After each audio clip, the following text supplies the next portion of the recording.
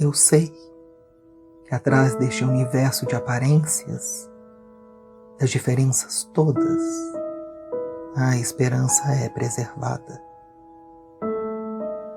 Nas xícaras sujas de ontem, o café de cada manhã servido.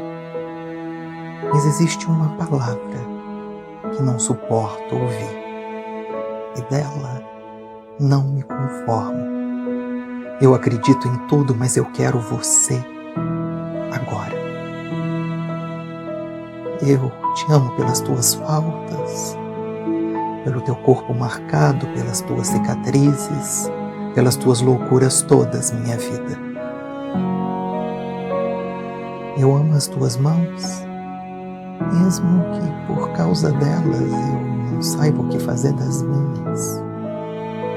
Amo teu jogo triste.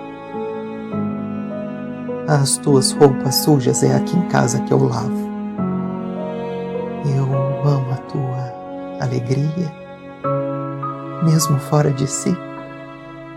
Eu te amo pela tua essência, até pelo que você poderia ter sido, se a maré das circunstâncias não tivesse te banhado nas águas do equívoco. E eu te amo nas horas infernais e na vida sem tempo, quando sozinha bordo mais uma toalha de fim de tarde.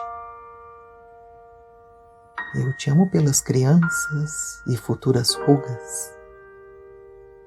Eu te amo pelas tuas ilusões perdidas e pelos teus sonhos inúteis. Amo teu sistema de vida e morte. Eu te amo pelo que se repete e que nunca é igual. Eu te amo pelas tuas entradas, saídas e bandeiras. Eu te amo desde os teus pés até o que te escapa. Eu te amo de alma para alma.